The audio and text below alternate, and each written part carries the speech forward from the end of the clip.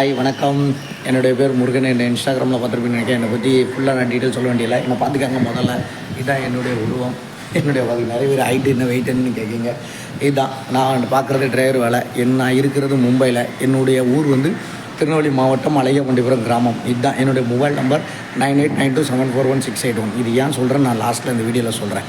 சரி, இப்போ நான் இந்த வீடியோ எதுக்குன்னா, நான் மறு திருமணத்தை பற்றி நான் ஒரு வீடியோ போட்டு பார்த்தீங்களா, இல்லை நிறைய பெண்கள் தங்கச்சிங்க அக்காமாருங்க என்ன பெற்றோர்கள் மாதிரி இருக்கக்கூடிய பெரியவங்க எல்லாருமே எனக்கு பேசியிருக்கீங்க. நிறைய பேர் திருமணம் பண்ணாதங்கன்னு பேசுகிறீங்க, நிறைய பேர் திருமணம் பண்ணுங்கன்னு பேசுகிறீங்க. இந்த ஒரு அம்மா கூட எனக்கு ஃபோன் பண்ணாங்க, தம்பி உன்ன மாதிரி எனக்கு ஒரு மகன் இருந்துச்சு, இப்படி தான் மனைவி இறந்துட்டாங்க, அப்புறம் பிள்ளைய வளர்த்தான், அப்புறம் பெருசாகி கட்டி கொடுத்துட்டாங்க, கல்யாணம் பண்ணி முடியாது, இப்போ பிள்ளையை விட்டுட்டு போயிட்டுன்னு ஒரே குடியாக கொடுக்கான் தம்பி.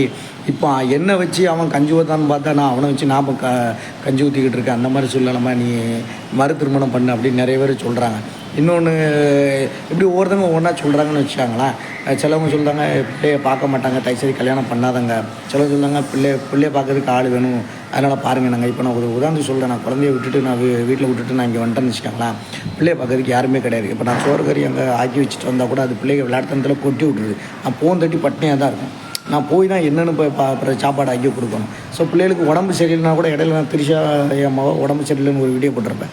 அந்த வீடியோவில் கூட பார்த்துருப்பீங்க. அவங்க உடம்பு சரியில்லை, நான் போய் டாக்டர்கிட்ட போய் அழைச்சிட்டு போகணும். எதுவும் ஒன்றுனா அங்கே யாரும் சொல்லதுக்கும் ஆள் இல்லை, யாரும் இது பண்ணதுக்கும் ஆள் இல்லை. ஸோ அக்கம் பக்கத்தில் உள்ளவங்களாம் ஃபோன் பண்ணி நீ ஏசுகிறாங்க, என்ன உன் பாட்டில் நீ வேலைக்கு போயிட்ட, பிள்ளைகளை விட்டுட்டு அதுக்கு பாவம் பண்ணி அடக்கு, இல்லைனா இது பண்ணு, நீ மறு திருமணம் பண்ணு, அட்லீஸ்ட் ஒரு செக்யூரிட்டிக்காவது ஒரு பொம்பளைங்க இருப்பாங்களா அப்படி இப்படின்ட்டு ரொம்ப கொஞ்சம் நிறைய பேர் இப்படி ஃபோர்ஸ் பண்ணுறாங்கன்னு நினச்சிக்காங்களேன். என் மனைவி இறந்து 4வது நாளே இன்னும் கல்யாணம் பண்ண சொன்னாங்க. பச்சை பிள்ளைகள்லாம் இருக்குது, எப்படியும் கல்யாணம் பண்ணேன். நான் முடியாதுன்ட்டேன். என் மனைவி இருந்த இடத்துல யாரையுமே நான் வச்சு பார்க்க முடியாது. அதனால தான் 3-4 மாதமாச்சு. பிப்ரவரியில் இருந்தும் நான் இன்னும் அந்த கல்யாணம் நினப்பு வரல, அந்த இடத்துக்கு நான் போகவும் இல்லை.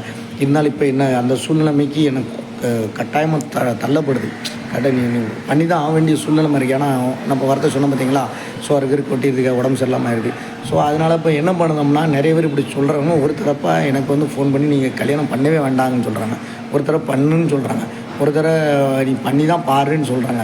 ஸோ இந்த மாதிரிலாம் சொல்லதுனால நான் என்ன பண்ணுறோம்னா, ஒரு வேளை பண்ணதாக விருப்பம் இருந்துச்சுன்னா இதை நான் உங்கள்கிட்ட ஒப்படைக்கேன். முடிஞ்சால் நீங்களே ஒரு நல்ல பொண்ணாக இருந்தால் பார்த்து சொல்லுங்கள். ஒரு தாய்மை உள்ளவங்க படைச்சவங்க யாராவது இருந்தால் சொல்லுங்கள். ஏன்னா நிறைய பேர் நீங்கள் இந்த கல்யாணம் பண்ண சொல்லி என்ன நிறைய பேர் ஃபோன் பண்ணுறீங்க தெரியுமா, அவங்கள்ட்ட இதை உங்கள்கிட்ட ஒப்படைக்க.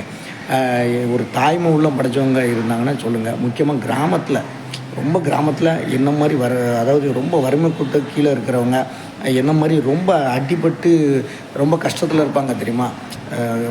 கணவன் இல்லாமல் குழந்தைகள் கைவிடப்பட்டு டைவர்ஸ் ஆகி இப்படி வீட்டில் இனிமேல் நம்ம சாவு தான் அப்படிங்கிற ஒரு நிலைமையில் இருக்கக்கூடியவங்க இருந்தால் மட்டுமே தயவுசெய்து என்னை கான்டாக்ட் பண்ணுங்கள். நான் அந்த நம்பர் கொடுக்கேன். ஏன் இதை சொல்கிறோம்னா, நான் கல்யாணம் நீங்கள் நிறைய பேர் கேட்கறதுனால இந்த பதிலை நான் உங்கள்கிட்டே சொல்ல வேண்டிய அவசியமாக இருக்குது. அப்படி ரொம்ப அடிபட்டு ரொம்ப தரமட்டமாக இருக்காங்க பார்த்தீங்களா, நம்ம வாழ்வே இல்லை, நம்ம சாவு தான் நமக்கு அப்படின்னு இருக்கிறவங்க தயவுசெய்து அந்த மாதிரி இருந்தால் அவங்களுக்கு வாழ்க்கை கொடுக்குன்னு எனக்கு ஒரு ஆசை. ரொம்ப என்ன மாதிரி அடிபட்டவங்களுக்கு ஏன் நீங்கள் மிடில் கிளாஸ்லாம் பண்ண மாட்டீங்களா அப்படின்னு நிறைய பேர் கேட்டீங்க. மிடில் கிளாஸும் பண்ணலாம். அப்படி இதை மாதிரி அடிபட்டு வலி உள்ளவங்க இருந்தாங்கன்னா அப்படி அதையும் ஒன்றும் பிரச்சனை இல்லை. ஆனால் ஏன்னா நம்ம ரொம்ப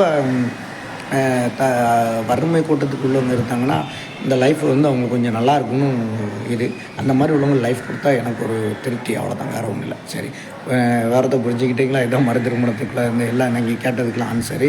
ஸோ நீங்கள் முடிந்தால் நீங்களே பாருங்கள். நான் என் மொபைல் நம்பரை சொல்லிக்கிறேன், 9892741681. ஓகே, பாய்.